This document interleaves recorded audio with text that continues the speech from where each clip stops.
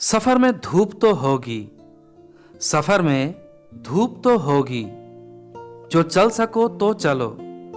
सभी है भीड़ में, तुम भी निकल सको तो चलो। किसी के वास्ते राहें कहाँ बदलती है, तुम अपने आप को खुद ही बदल सको तो चलो। नमस्कार दोस्तों, लौट आए हैं हमारा गंगोत्री गोमुख सीरीज के तीसरे और गोमुख तपोवन ट्रेक का पहला वीडियो लेकर। पिछले वीडियो में हम देखे थे गंगोत्री धाम, वहां पहुंचने का खूबसूरत रास्ता और गंगोत्री से मां गंगा का मुखबा गांव के लिए विदा अनुष्ठान। हर बार की तरह गंगोत्री मंदिर इस बार भी भाई दूज के दिन बंद हो गया। फिर मंदिर खुलेगा अक्षय तृतीया के दिन। गंगोत्री से गोमुख का ये रास्ता 20 किलोमीटर का है और अगर आप तपोवन करना चाहते हैं तो 2 किलोमीटर का ट्रेक और करना पड़ेगा। गंगोत्री से गोमुख तपोवन का इस वीडियो सीरीज में पहले दिन का वीडियो देखेंगे चीरवासा तक। दूसरे दिन चीरवासा से रवाना होकर गोमुख दर्शन करके फिर हम लौटेंगे चीरवासा में। लास्ट वीडियो में चीरवासा से रवाना होकर हम पहुंचेंगे गंगोत्री। 3 वीडियो का इस वीडियो सीरीज के पहले वीडियो में आप सुनेंगे भगीरथ और माँ गंगा का कहानी। क्यों भगीरथ महाराज ने माँ गंगा को धरती पे बुलाए, कैसे माँ गंगा धरती पे पधारे, ये सब। और दूसरे वीडियो में जियोग्राफी और जियोलॉजी के बारे में डिस्कशन होगा यहाँ का। और आखिरी वीडियो में गंगोत्री गोमुख तपोवन ट्रेक का परमिट और गाइड पोर्टर के बारे में जानकारी मिलेगा आपको। गंगोत्री से ट्रेक के लिए हमें निकलना था सुबह को 8:30 बजे, मगर हम निकले सुबह का 10:30 बजे। वैसे आपको इतनी देर नहीं करना चाहिए। मन में सवाल है क्या कि इतनी देर क्यों हुआ? इसका आंसर आपको दूंगा ट्रेक सीरीज का लास्ट वीडियो में, यानी चीरवासा से गंगोत्री लौटने का दिन। गंगोत्री से 2 किलोमीटर चलने के बाद आएगा गंगोत्री नेशनल पार्क का एंट्रेंस। यहाँ फॉरेस्ट डिपार्टमेंट का चेक पोस्ट है जहाँ पर परमिट वगैरह चेक होता है। आज है 26 अक्टूबर। ऊपर भोजबासा में सब कुछ बंद हो चुका, इसलिए आपके पास अगर खुद की टेंट खाने का सामान नहीं होगा तो ऊपर ये लोग जाने नहीं देंगे। इस पूरे ट्रेक में हमारा गाइड थे सौरभ पनवार भाई और उनके ही मित्र यश रावत भाई। होटल वालों ने ही हमें इनके साथ बातचीत करवाए। इन दोनों के साथ हमारा एक नेपाली पोर्टर भी था, यानी हम 4 लोग और हमारे साथ गाइड पोर्टर मिला के 3 लोग, टोटल 7 लोग चले इस ट्रेक में। आज माँ गंगा गंगोत्री से चले जाएंगे मुखबा गांव में। ठंड के कारण कुछ दिन पहले ही भोजबासा बंद हो चुका। वहां पर जो GMVN का फैसिलिटी था या लाल बाबा का जो आश्रम है, उनका सब सामान नीचे चले आए, इसलिए खुद का टेंट और खाना ही भरोसा था।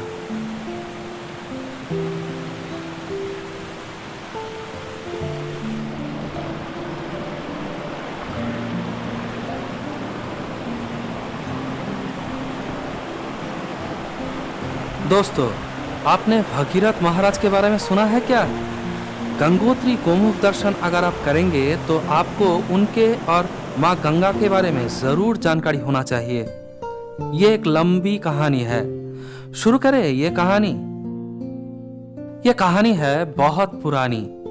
कहानी है एक राजघराने की। कहानी है एक राजा की।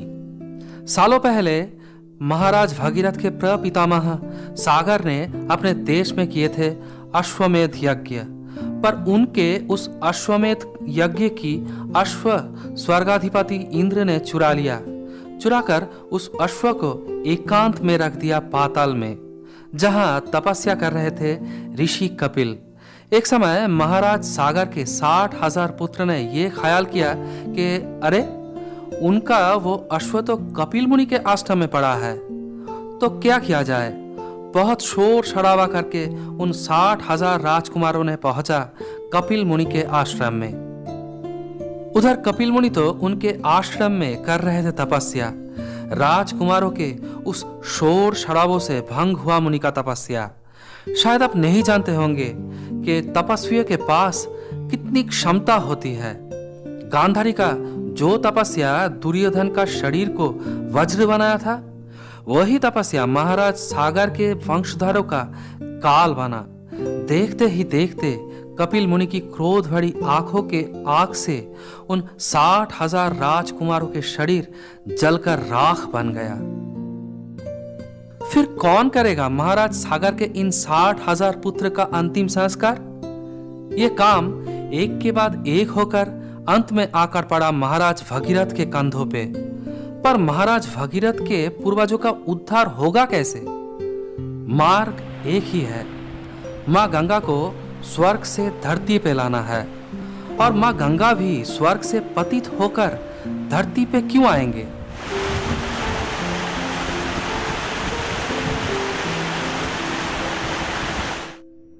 पर यह एक और कहानी है। कभी इक्ष्वाकु वंश में महाभीष नाम से एक राजा हुआ करता था।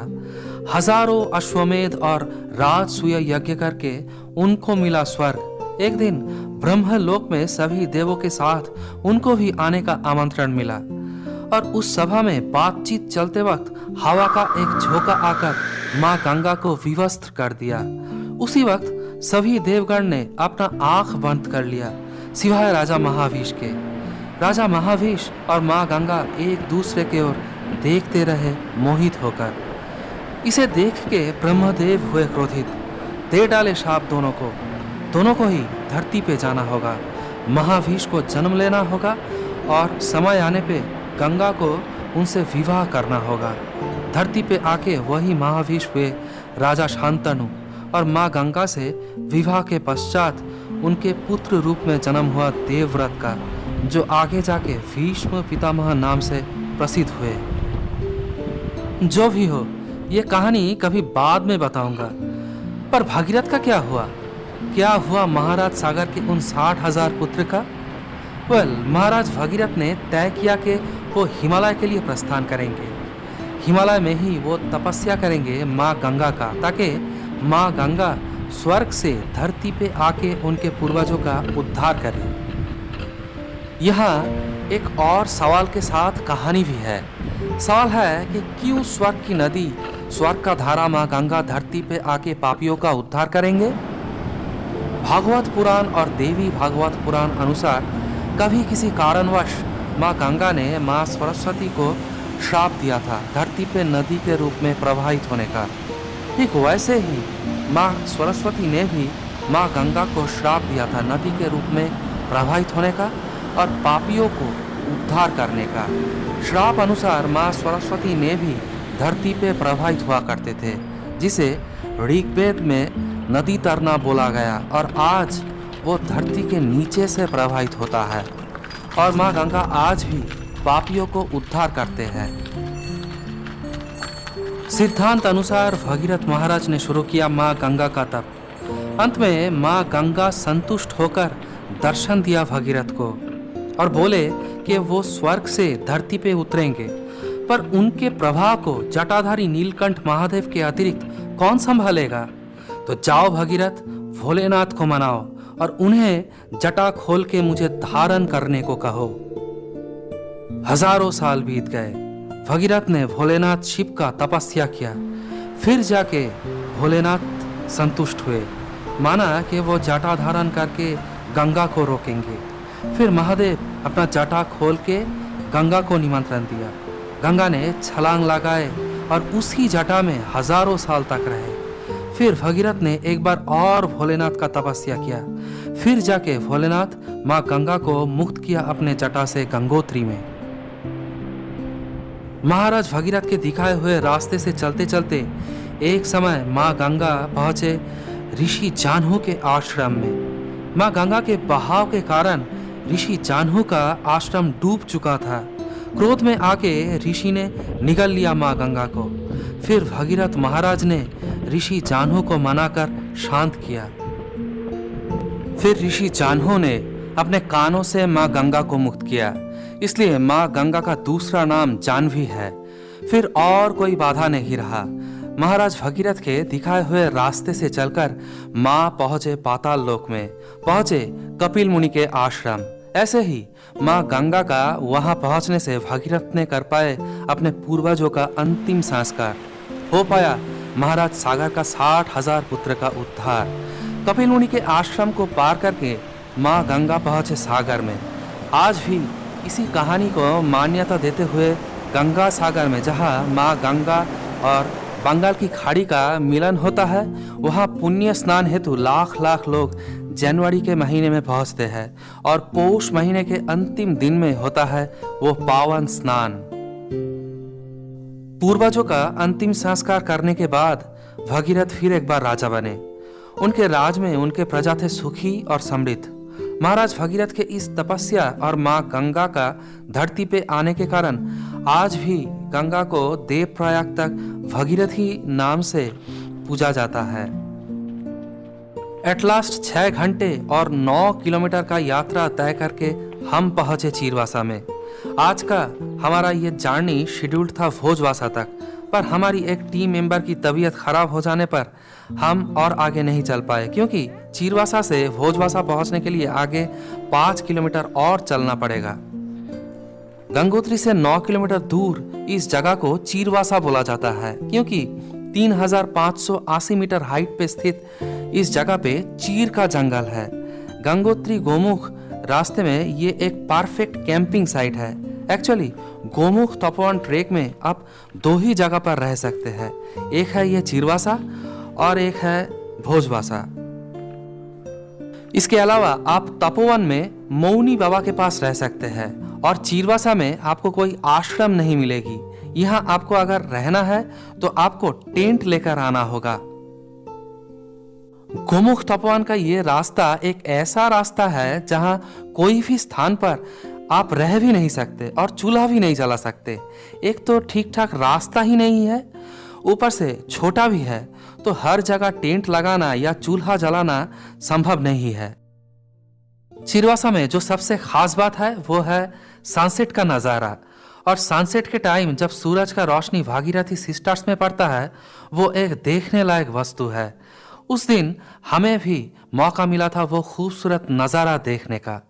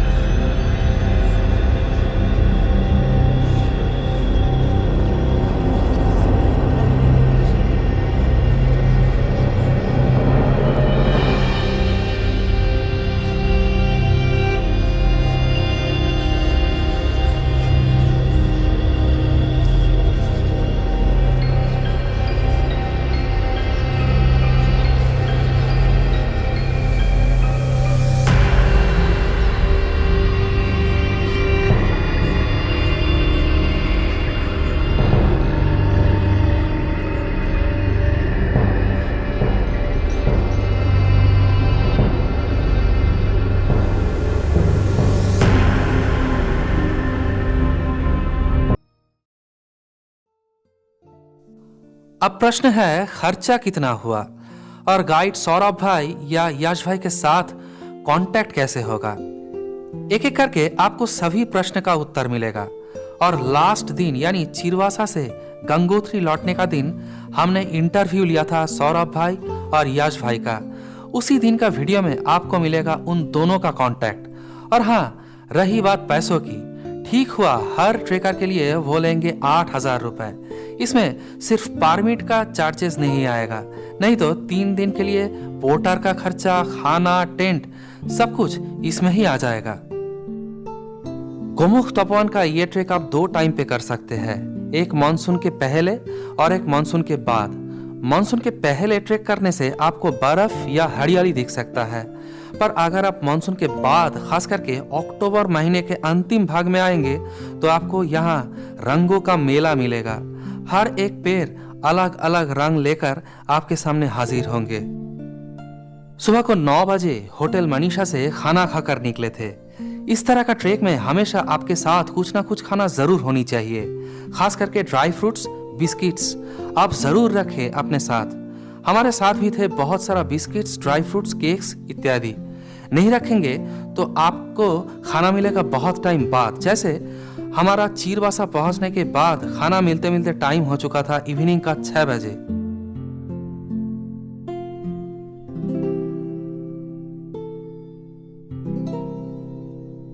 हम चीरबासा पहुँचते पहुँचते 5:30 साढ़े 5 बज गया। तो उसके बाद टेंट लगा के अभी हम टेंट के अंदर बैठे हैं और भाई लोगों ने सूप दिया और रात को क्या मिलेगा? रोटी सब्जी मिलेगा। पश्चिम में सूरज ढलने के साथ अंधेरा हो चुका था। अंधेरा लाया सन्नाटा। चिरवन में हवा के अतिरिक्त दूसरा और कोई आवाज नहीं था। गाइड साहब ने बोल दिया रात को यहाँ का जंगली पशु भराल पास हो सकता है, इसलिए हम में से अगर किसी को टेंट से बाहर निकलना पड़े तो दूसरे साथी को बता के जाना होगा। इसी अंधेरा और सन्नाटे के बीच गुजरा हमारा 2 रात। अगले दिन सुबह का 7:30 बजे हमें निकलना है गंगोत्री के लिए। तो -7-8 टेम्परेचर में भी हमें सुबह को जल्दी उठना होगा। पूरी रात ये छोटी सी टेंट में पूरा शीत वस्त्र और स्लीपिंग बैग में नींद भी ठीक से नहीं आया। खैर जो भी हो, आज बस इतना ही। आने वाली वीडियो में हम देखेंगे चीरबासा से गोमुख तक का वीडियो, देखेंगे वहाँ का खूबसूरती, जानेंगे वहाँ का चैलेंजेस। तो आज के लिए अलविदा दोस्तों। वीडियो अगर अच्छा लगा तो इसे लाइक कमेंट जरूर करें, शेयर करें दोस्तों के साथ और हाँ, चैनल को सब्सक्राइब के साथ ही दबा दे बेल आइकॉन, ताकि हर वीडियो का नोटिफिकेशन आपको मिले जल्दी। तो आज के लिए गुड बाय दोस्तों, खुश रहे आप, धन्यवाद।